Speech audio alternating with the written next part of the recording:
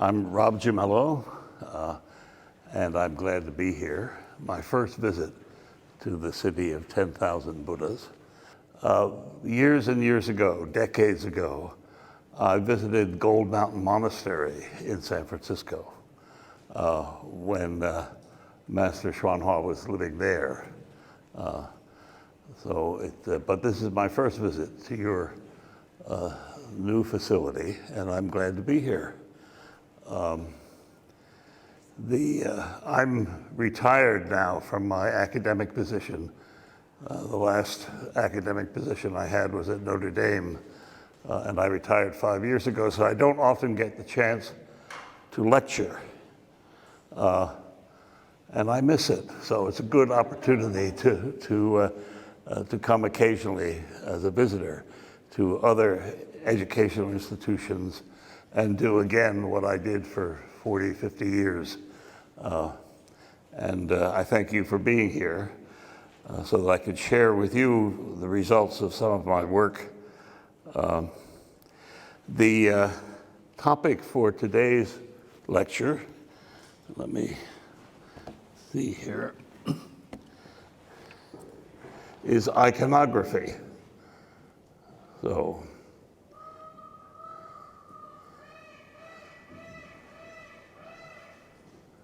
now there's the peacocks I hear, right? Right. That's not applause, that's a peacock, right? Okay.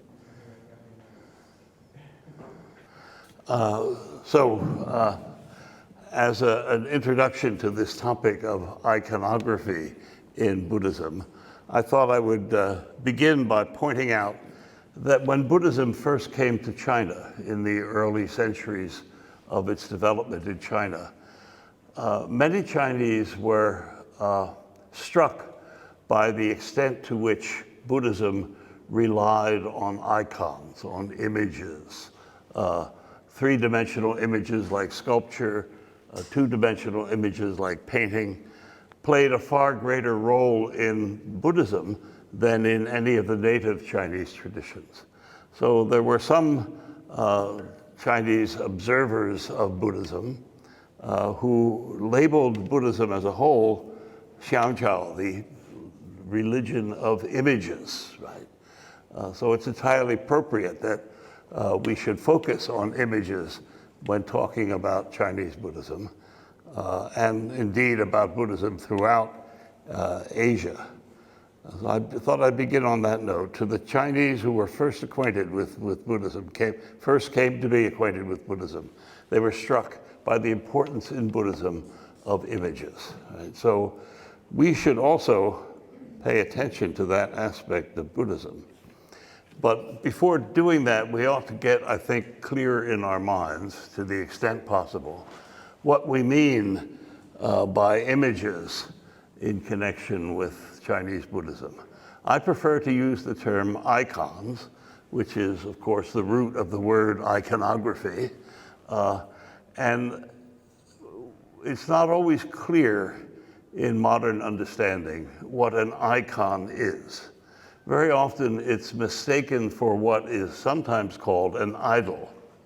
As you probably know, when Westerners first came to Asia and encountered Asian religions like Buddhism and Hinduism, they often called them collectively idolatry, right? Which was not a compliment in the mind of the European observers. I think, therefore, our first step should be to distinguish between what an icon is and what an idol is. Right? There's a lot that could be said on this. There's a great literature by philosophers and art historians talking about what makes an icon and what distinguishes it from what is sometimes called an idol. Among the things that can be said about that distinction I've mentioned here, one of the things I think you have to say to clarify the difference between icons and idols is that idols are opaque. By that I mean, when you look at something that you've decided or others have decided is an idol, you see only its surface. You don't see into it or through it. It's all surface. You might say it's one-dimensional, right?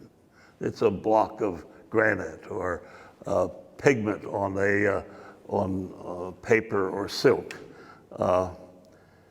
Whereas icons, and remember, icon is a word that had a sacred value in other religious traditions, including Christianity, for a very long time. Although in some other religions, like certain traditions of Judaism and Islam, icons were forbidden.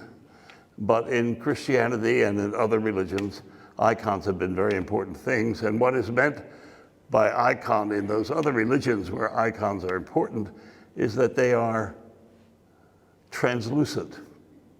You can somehow see deeply into them or through them, right?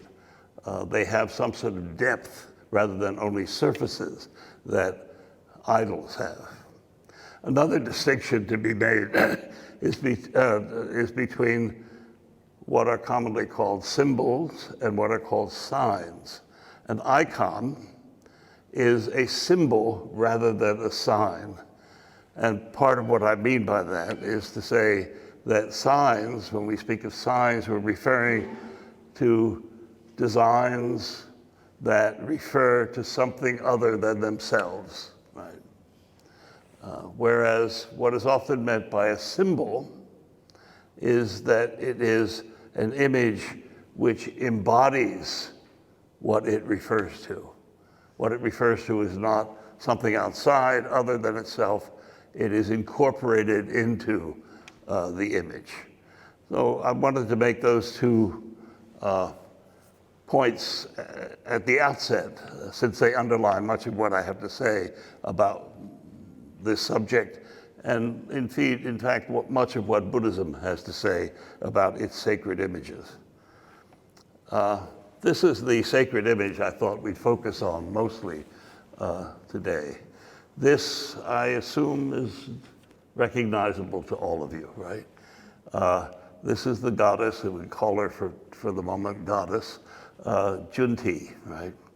One of the particularly gorgeous painting that is in the Gugong, in the National Palace Museum in Taipei, done by an anonymous artist in the Ming Dynasty.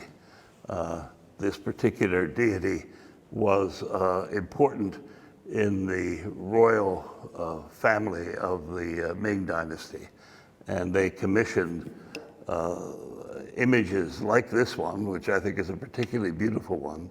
And by the way, if you find it, as I do, beautiful, next time you go to the Gugong in Taipei, if you do, you could buy beautiful prints of this.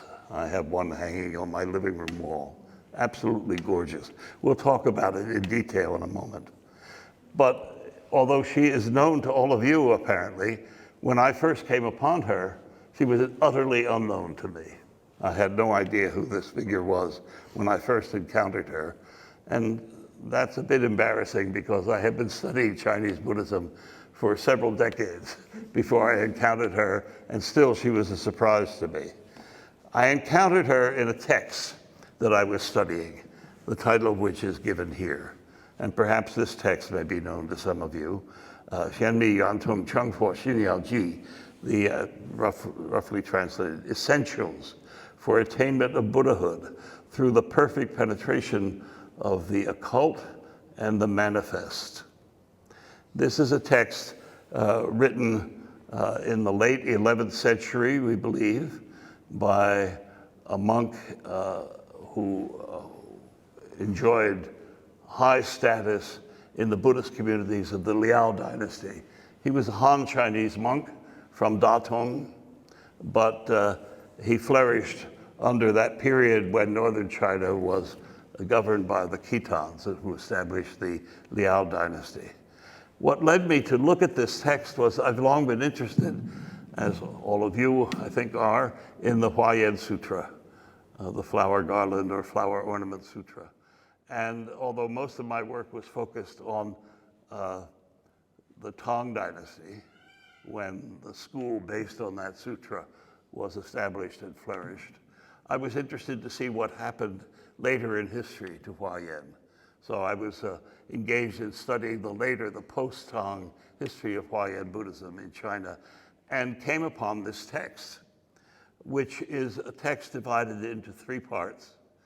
The first part is a kind of summary of the essential doctrines of Huayan Buddhism. And what is called here Qian, the manifest or the exoteric, is the label given in this text to what we call Huayan Buddhism. You know the distinction between exoteric and esoteric Buddhism. Huayan is usually regarded as one of the pinnacles of exoteric Buddhism. And the first third of this text is a very interesting summary of the essentials of Huayan Buddhism. But the second and third parts of the text, I was surprised to find, have to do with the cult of the goddess Junti. The author of this text, the monk named Daoshan or Fa Chuang Dashi, saw a deep connection between the liturgy and the beliefs associated with the goddess Junti and the doctrines of Huayan Buddhism. And this text was an effort to show the connection between Huayan thought and the worship of the goddess Junti. And it's when reading this text that I first encountered this particular goddess. And when I first encountered the author of this text, when I first looked up his name in dictionaries, Daoshan, very strange character, that second one, I had a hard time learning about him. They said he resided at Wu Taishan, which I'll talk about later during my visit, and at a temple at Wu Taishan called Jinhe Se, the Gold River Temple. And I had been studying Wu Taishan for several years, and I couldn't find a temple at Wu Taishan named Jinhe Se. Very distressing to me, until I finally realized that the reference to Wu Taishan was not to the main Wu Taishan in northern Shanxi province, but to one of the several surrogate Wu Taishans that are scattered around East Asia, several of them in China, a couple in Korea, that borrowed the name Wu Taishan and were thought to be like distant presences of the main Wu Taishan. At the time this monk lived, the border between the Liao and the Song was not easily passable. So the devotees of Manjushri and Wu Taishan, who lived north of that border, decided that a set of mountains a little bit southwest of Beijing should be designated Xiaowutai, right? And that's where Jinhe Se was located. So these are the kinds of little puzzles that keep scholars busy finding out what things really mean, right? That's where I discovered this goddess. But I learned that she was a goddess of wide reputation throughout the Mahayana Buddhist tradition. And maybe the first thing to say about her, or to introduce her to you, is to note what her name or names were. She was known, and her origin was in India, where she flourished particularly under the Pala dynasty, late 8th, early 12th century, early 13th century rather, the rulers of the Pala dynasty, who spread Indian culture and religion outside of India proper to much of Southeast Asia. I have more to say about that later. They were particular devotees of this goddess. And they called her, in their literature and their inscriptions, either Chunda or Chundi, and spelled it sometimes in various ways that I've mentioned here. When texts devoted to this goddess made their way to China and were translated to Chinese beginning in the 6th century, they chose the name Junti as their transliteration of the Sanskrit name. But even in East Asia, there were slight variations in her name that I've cited here. It's all the same goddess, but referred to by slightly different versions of her name. She's also important, although not a major figure, but known in Tibetan Buddhism, where she's known as Kuchema, right, or Lama Tsunda. Right? But she's also known reverently by a title or an epithet, which I've also given here. In Sanskrit, her official title, her honorific title, was Saptakoti Buddha Bhagavati, or maybe Saptakoti Buddha Devi, right? Which is, it's the use of that word Bhagavati and the word Devi that allows us to call her a goddess. Queen, divine queen is what those terms suggest in South Asia. So you would translate that title, I think, properly as the Buddhist goddess of the 70 million Buddhas. It's a strange title. And it's often misunderstood, was often misunderstood in the later history of Buddhism in East Asia because of the presence of the word mu in the Chinese translation of that title. The word mu, as you know, means mother. So many Chinese, seeing this title, referred to this goddess as the mother of 70 million Buddhas, right? But that's actually a kind of mistake, maybe not an important mistake, but a mistake nonetheless, because the word mu here doesn't really translate mother. It translates the term Devi or Bhagavati, was the standard Chinese rendering of those two Sanskrit words. So better to understand that as referring to her status as goddess rather than her reputation as the mother of countless Buddhas. The reason why she's given that title is that there's another very important text in Indian and Tibetan Buddhism, which came to China a bit later in the early Sung dynasty, called the Karanda Vyuha Sutra, which is a sutra focused particularly on Guanyin, on Avalokiteshvara. But in the course of that sutra, there's an episode in which Guanyin appears and magically assumes a huge size, and from every pore on the skin of Guanyin, a Buddha emerges. And they counted them as 70 million of them. And you know what they did when they emerged from the flesh of Guanyin? They all in unison recited the Junti Dharani, the Junti Tuoloni, right? And that's where that title comes from. It comes from the Karanda Vyuha Sutra and refers to the 70 million Buddhas who chanted the Dharani, the spell associated with this goddess. Right? Sometimes people didn't understand this and they took the term formu in Chinese and tried to translate it back into Sanskrit as Buddha Matrika, Buddha Mother, but that's just a hypothetical and incorrect translation. So that's her names and titles. And I thought the story of the Karanda Vyuha would be interesting to you. She's very well known throughout South Asia and Southeast Asia, not only known in China. And the more I looked into her, the more I was surprised by how prevalent she is and how many images of her are found throughout India and Southeast Asia.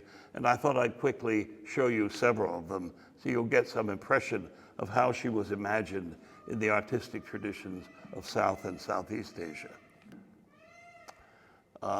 This is an 18-armed version of Chundi at Nalanda, right, the site of the great Buddhist university. There are various forms of this goddess. The one most familiar in East Asia, also known in South Asia, is the one in which she has 18 arms, right? And this is an example of that. And when I later pick one example of an 18-armed Chundi, I'll explain the various parts of this image. There's another version, also from Nalanda. Still another from the Pala period, where she has 18 arms. Still another from Bodh Gaya, let's see. One from Udayagiri, where she has only 12 arms, right? That's another version of her image. And probably the most common representation of the goddess Chunda or Chundi in India and Southeast Asia is her version with 4 arms. And there are many, many examples of these. This is one of them. We'll talk about what she's holding in her hands and wearing on her person later.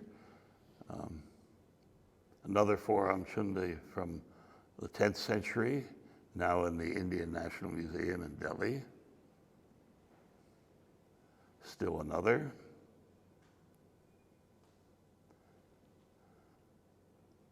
Yet another.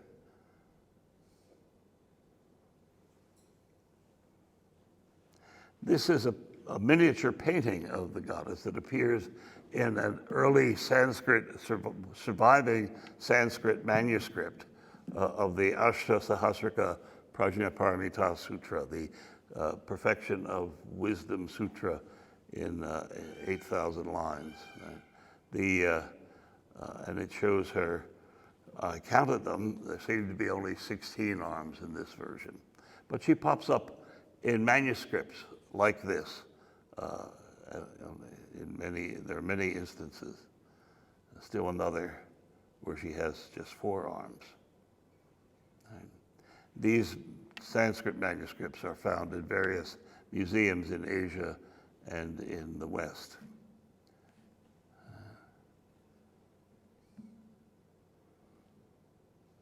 There's one from Sri Lanka. You know, we think of Sri Lanka as a Theravada country, but in medieval times, Mahayana Buddhism, even esoteric Buddhism, also flourished in Nalanda, in Sri Lanka.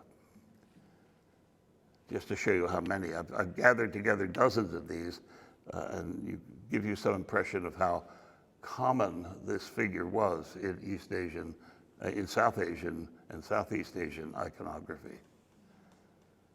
And this is a modern image from India. One from Nepal. So common, and yet discovered by this scholar only late in his career. Right?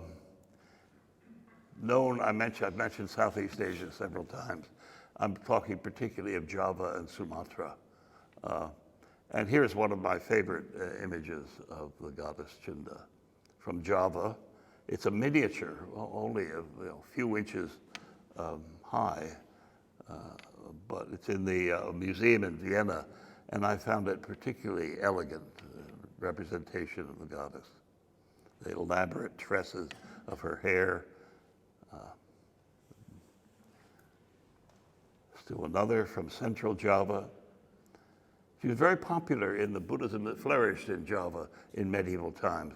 This is one of the famous Buddhist monuments near Borobudur in Java called Candi Mendut. And one of on the northeast wall of this monument, there's a large tableau. You see it here in the center, depicting the goddess Chunda. There's a photograph of her.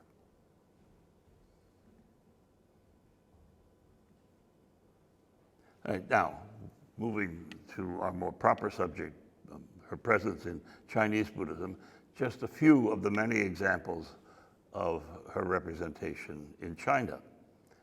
This is a hanging scroll, probably dated to the Sung Dynasty, maybe a bit later, that's in the National Palace Museum. Hard to see much in this image here, but a closer version of it. And let me begin to describe now some of the elements of this standard image of the goddess. She is seated on a lotus throne, and the stalk of the lotus is flanked by 2 deities, 2 minor deities, who are serpent deities. And they're depicted often in Chinese art as sort of half human, half serpent-like. You see these two figures dressed as Chinese officials, but their dragon's tails pop up on the side from the clouds. She has here 18 arms, we'll count them later, and hovering above her is a circle in which is inscribed the dharani or spell associated with the goddess. More about that later. Here you can see the components of the painting more clearly in black and white.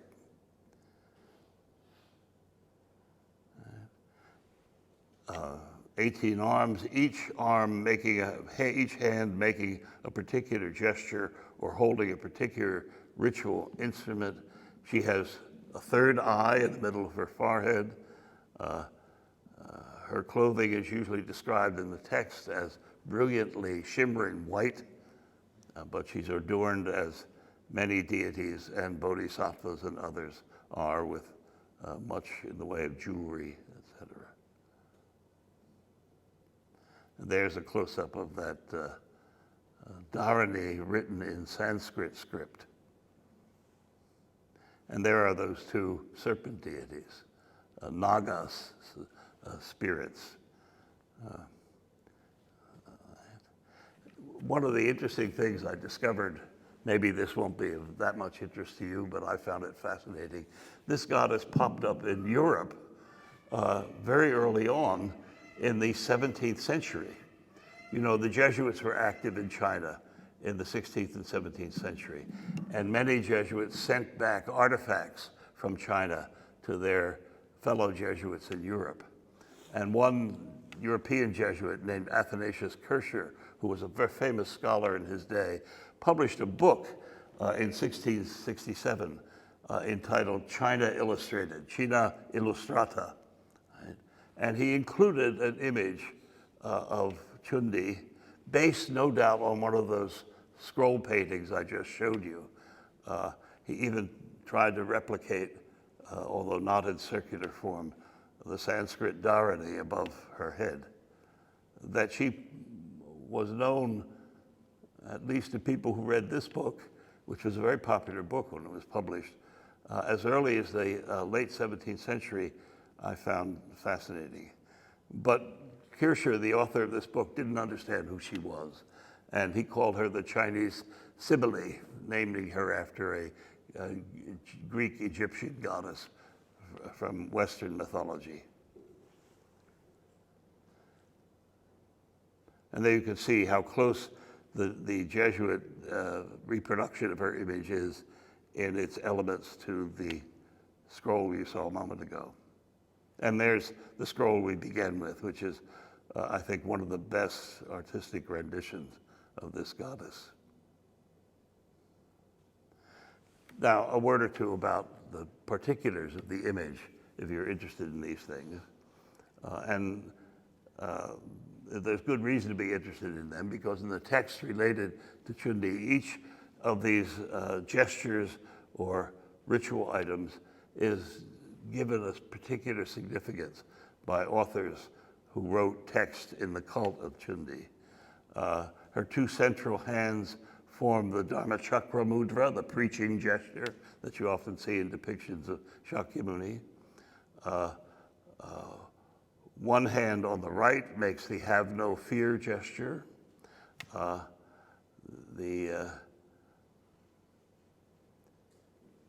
then on the right side of the image, from top to bottom, she's shown holding a sword, a rosary, a citron fruit, an axe, an elephant goad, a thunderbolt wand or vajra, and a jeweled banner, right?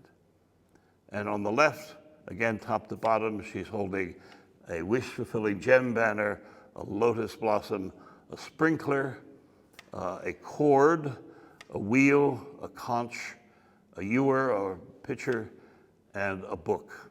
And these items appear in almost all of the East Asian depictions of the goddess. And in the text related to her, each is assigned a particular significance. And a quick view of some of the representations of the goddess found in China. A miniature statue from the Sung dynasty, another from the Ming dynasty, an unusual one found in the museum at Wutaishan, where she has 22 arms rather than 18. This image influenced, I suspect, by the Tibetan version of the cult of Chundi, where she's often shown with more than 18 arms.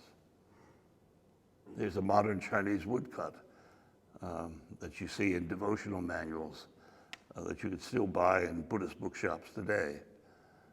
And you'll notice in this one, the Naga deities have become fully fledged dragons in the Chinese manner, flanking the stalk of the lotus. A modern Chinese devotional image with the Dharani written above. More about the Dharani in a moment. Still another example is a popular devotional art associated with the goddess.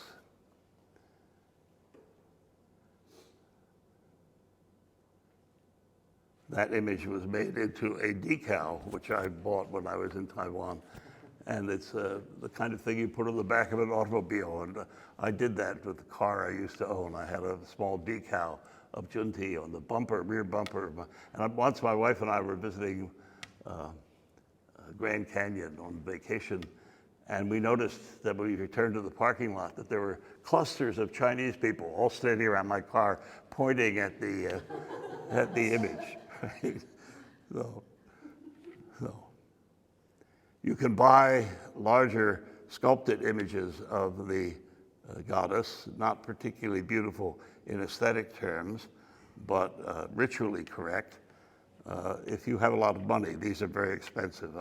This particular image, when I first found it, if you wanted to purchase it, would have cost about $20,000. So, and there are several teachers in contemporary Taiwanese Buddhism who perform the rituals associated with Chundi. And here is an incense ritual described in a Buddhist magazine. And more about those rituals later, incense or fire rituals. And you see that famous image from the National Palace Museum in the background of this photograph. Interestingly, this goddess became so important in medieval and early modern China that other religious traditions borrowed her, right? And certain traditions of Taoism sort of appropriated the image of Junti and transformed her into a Taoist deity, identified with other Taoist female deities who are known by other names like Tianho, the Queen of Heaven, or Domu, Mother of the Seven Stars of the Northern Dipper, a goddess who in Taoism watches over human destinies, keeps registers of life and death, and is worshipped by those who seek to gain children, attain longevity, and ward off disease.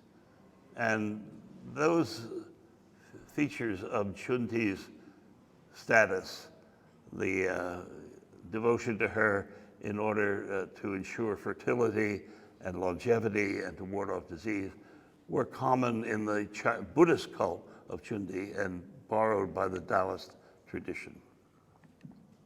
There's an example of her as a Taoist deity, Domu, how similar to the Buddhist deity. And some of you may know a traditional Chinese a novel called Fang Shan Yan Yi,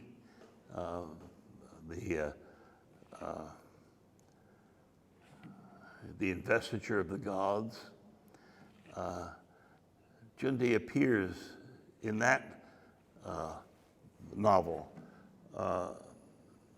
in the mythology of that novel, under the name Junti Daoren, right? But the same figure. Interesting to see how her importance was such that she spread beyond the borders of Buddhism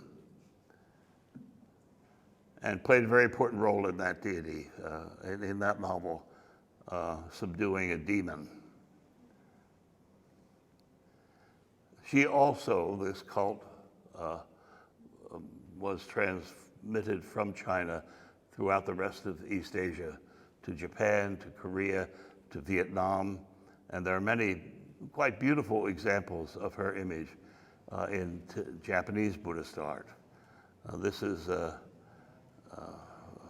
one of them. Others, gorgeous images. Let's go through them quickly.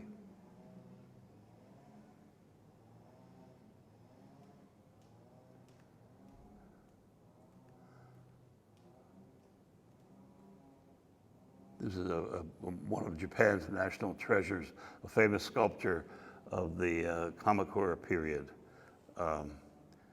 Did a rendition of her. In the Japanese tradition, unlike the Chinese tradition, for very interesting but curious reasons, Junti came to be, in Japan, regarded as one of the forms of Guanyin.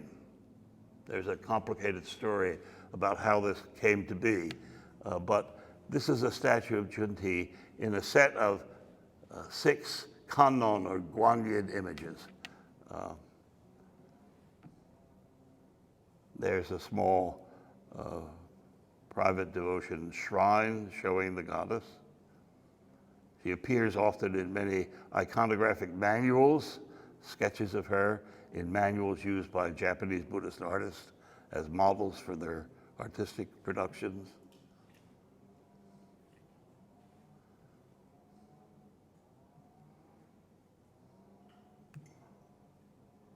And art connected with her is still being created in modern Japan.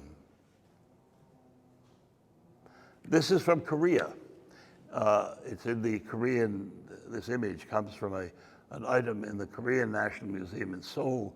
It may have been something of Chinese origin that was acquired in Korea and shows a more complicated image of the goddess Chundi with her 18 arms and all the standard features of the standard image, but surrounded by other subordinate images. Here's now the Dharani associated with her. This is a photograph of a stone inscription of the full version of the Dharani from a 9th century Chinese Buddhist text. We'll turn more about the Dharani in a moment. Kukai, the famous founder of Shingon Buddhism in Japan, brought back images of the goddess and copies of her Dharani, written in Siddham script, Shitan script, which was the common version of Sanskrit orthography in medieval and still modern Japan. She continued to be important during the Qing dynasty. The Manchus incorporated her into the pantheon of deities who were regarded as important in Qing dynasty Buddhism. And she's known also in Tibet, where she seems to have acquired more than the standard set of 18 arms. Worshipped in Nepal. Here we have an unusual version of tantric image where she's shown with 3 faces and 4 arms. All right, so I could go on about this at great length, but I wanted to give you some impression of the variety of images and how widely spread her cult was. This is one version of her Dharani. There were several texts associated with Chundi and her Dharani translated during the Tang Dynasty into Chinese. This is one of them by Amoghavajra in the 8th century. And this is his version of the core Dharani, the spell or mantra, if you will, associated with the goddess in Amoghavajra's Chinese translation.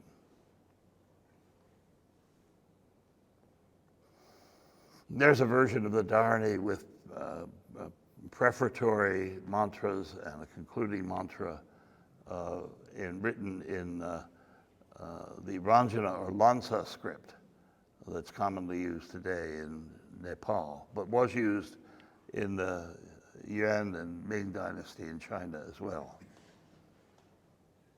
There's the version of the Dharani in Siddham script. And there's a Chinese transliteration of the Dharani. And a very unusual but interesting example of the full Dharani written in as though it were a single seal character by a modern Tibetan artist. Before we get to the Dharani itself, I wanted to mention one other thing. In the ritual performances associated with this goddess, practitioners of devotion to her and of meditation focused on her used a handheld mirror, which they identified as a kind of handheld mandala.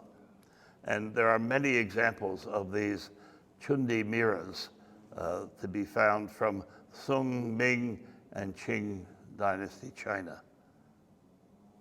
Some of these examples.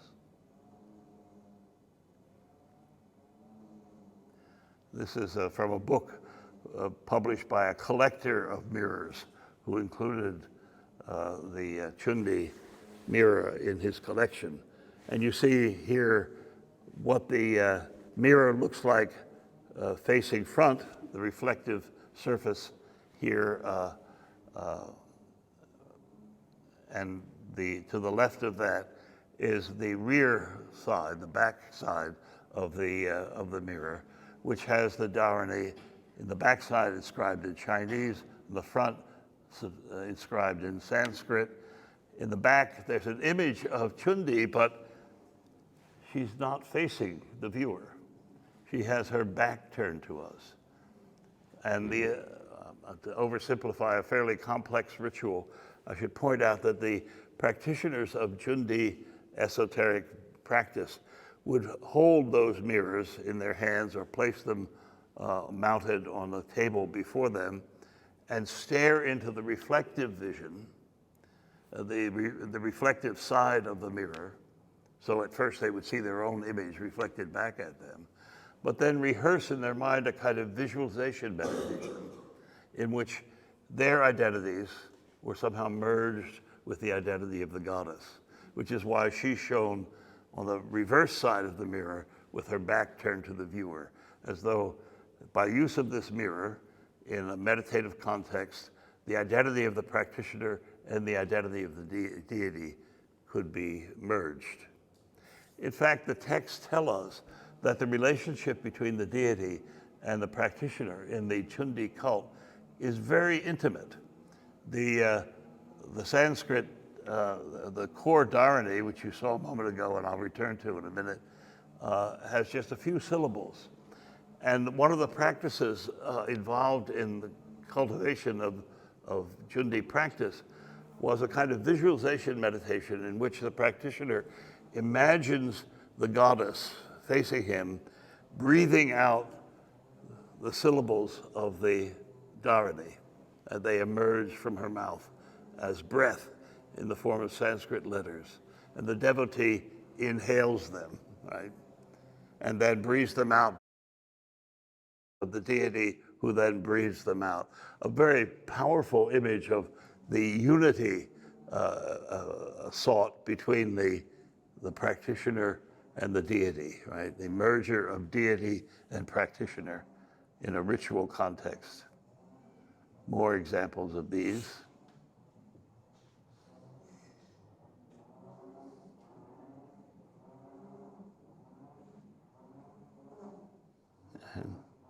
And these are the core syllables. If you go to Buddhist paraphernalia shops in Taiwan, in Hong Kong, in Southeast Asia, you'll find modern versions of these Chundi mirrors. Associated with the goddess, in addition to the Dharani, the spell formula, there's also a particular mudra, a particular hand gesture. And the formation of that gesture is outlined in this sketch here, how you make the Chundi mantra, or excuse me, mudra, right?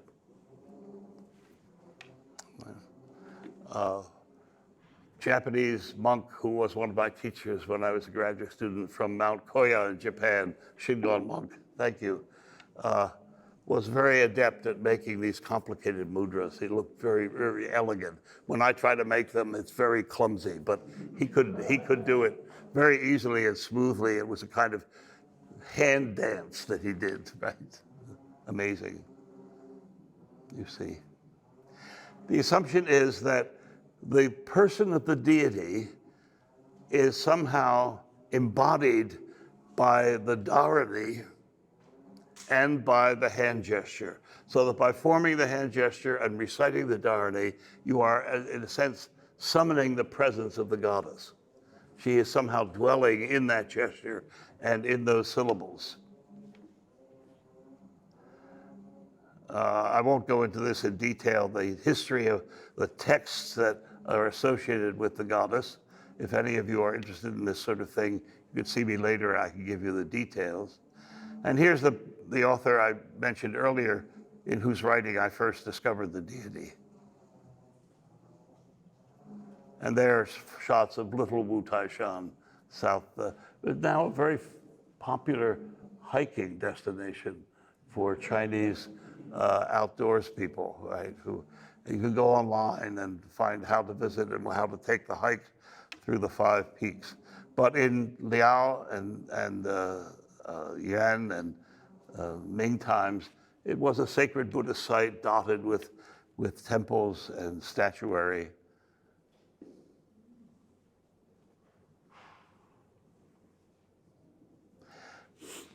Let me see, I'm afraid that I'm going to talk too long, but let me just put out one other important version of the Junti image. You know, in medieval esoteric Buddhism, right, Mijiao, right, sometimes called Tantric Buddhism in East Asia, there are 2 great mandalas, 2 great complex images populated by multiple deities. And the goddess Chundi was incorporated into one of those great mandalas, the so-called womb mandala. There's an example from Japan, 17th century version of the womb mandala. And Junti, because she came in Japan to be identified with, as one of the forms of Guanyin, is placed in this mandala, in the quadrant just above the central lotus, which is called the Hall of Perfect Knowledge, or the Hall of the Buddha Mothers, right? The Buddha goddesses. She is number 13.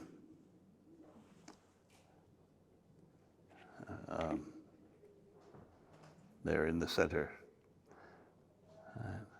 This is a development that was peculiar to Japanese Buddhism, but one more example of the fertility of her cult.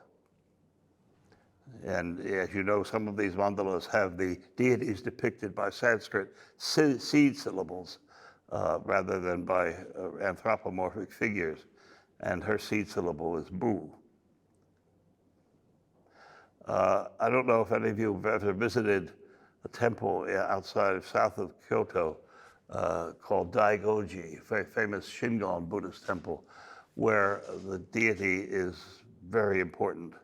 And this is an aerial view of Daigoji, which is a temple complex in 2 parts, a lower part that you see in the foreground of this photograph, and at the top of this peak, a smaller complex of buildings called Upper Daigoji.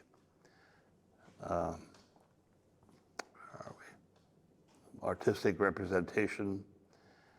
And pilgrims would travel from all over Japan to Daigoji, and part of their pilgrimage was to ascend the mountain from lower Daigoji to upper Daigoji. Just before they reached the top, they came to a spring called the Spring of quintessential elixir, Daigo, right, in Japanese pronunciation, right, which is the Chinese version of the term ghee, the most rarefied distillate of butter, purest refined essence of milk, right?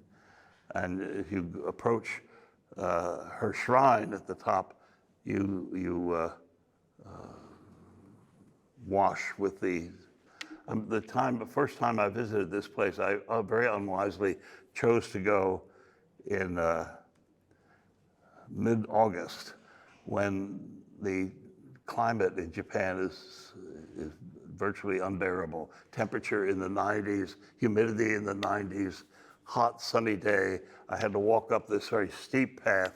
Took me over an hour. By the time I got to this shrine, this spring, I was drenched in perspiration, and I hope the goddess wasn't offended. I took the ladle and poured the cold spring water over my head to cool off.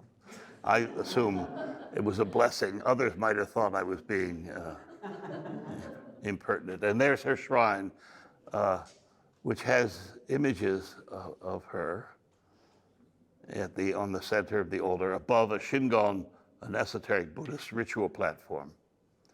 Unfortunately, a couple years after I visited this, the shrine burnt to the ground. It's been rebuilt since then, but they had to find a new image of goddess to be the central figure in the shrine. And because she was associated in China with Guanyin, she was one of the places that Daigoji was one of the places that people visited when they took the Guanyin pilgrimage. And when they make those pilgrimages, they took these images, printed images, as souvenirs. More to be said here. Well, one last thing.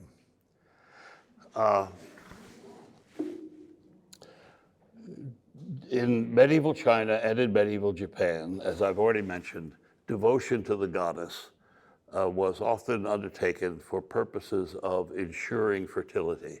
Women who wish to get pregnant or pregnant women who wish to have an easy birth would practice things devoted to this goddess.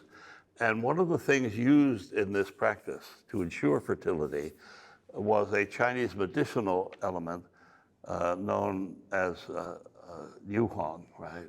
Go-o in Japanese, ox yellow, which is, if you go to a Chinese apothecary, you can find this medical ingredient. We know it in the West as bezar. It's something made of the concretions that are formed in the stomachs of ruminant animals, like cows and sheep. And these are examples of those concretions taken from the stomachs of cows, and they're ground up into a powder. And the powder is sometimes mixed with water to form a paste, and the pregnant woman would apply this paste to her vagina, actually, it's described in detail in the Japanese literature associated with this, to ensure that she will have an easy birth. And this association between the goddess Chundi and the birth of children goes all the way back to India, where the cult of the goddess first began. This is another image of Chundi from Java, central Java, but it has an inscription in the back in Sanskrit, which I've given here. And in English translation, the inscription says, excuse me, says, Om, O divine excellence, O highly, highly, very highly pure goddess. And then the Sanskrit formula, hum, hum, pat, pat, Om, O she of the divine gaze, protectress of the womb, one of the roles assigned to this deity, attractive one, hail to those who are yours. So this association between the goddess and the fertility and safe birth is one of the constants of the cult. skip some of this.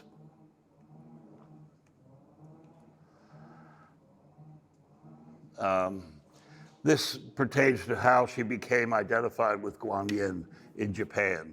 And when Westerners first began to study this kind of Buddhism, they would, following Japanese information, they would say, well, Chundi is a form of Guanyin.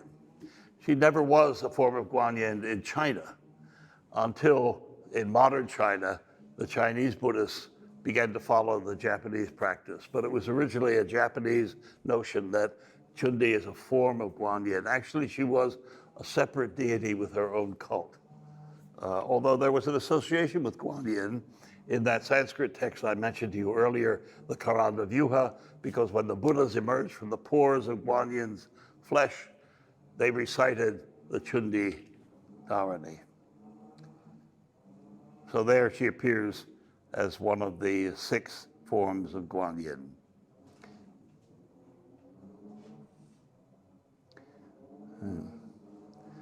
So you have a version here of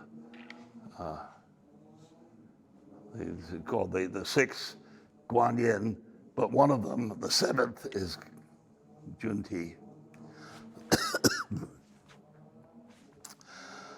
Here is a depiction of the cult of the goddess on the frontispiece of a text associated with her deity from the Qing, this deity from the Qing dynasty. And you see on the left in this depiction an image of a devotee standing with hands folded, gazing at the image of the goddess with all of the standard gestures and regalia, seated on the lotus, flanked by the serpent deities. Very important figure in the Buddhism of the late Ming dynasty and the early Qing dynasty, when her cult flourished. And she's still part of popular religious culture in contemporary Chinese Buddhism. This is a photograph of a Junti pageant that was held on a stage in a theater in Taipei, where people are performing as a kind of ballet some of the movements of the goddess. You see. I wish I had an example. They have a video of this where the dancers lined up one behind the other, move their arms. It's a magical thing. It shows you how much a part of popular Buddhist culture she still is even today. And she's even, unfortunately, made it into manga culture, right? And here are images of the goddess in modern manga, comic books. Right? So those are a few examples of this goddess, but I revert at the end now to the points I made at the very beginning. Why is this goddess, and especially her image, so important in Chinese Buddhism? I think and in East Asian Buddhism generally, because it provides a concrete condition for practices, meditative practices and devotional practices. It's often hard to draw a sharp line between meditation and devotion, in which the devotee or the practitioner merges his or her identity with the goddess. And in those texts, that Liao Dynasty text where I first discovered her, that merger between the practitioner, the visualization practice in which the deity and the practitioner merge, is also an occasion for the rehearsal of some of the most fundamental doctrines in the Huayan Buddhist tradition, in which particular things, you know, the phrase from Huayan Buddhism, shi shi wu ai, right? The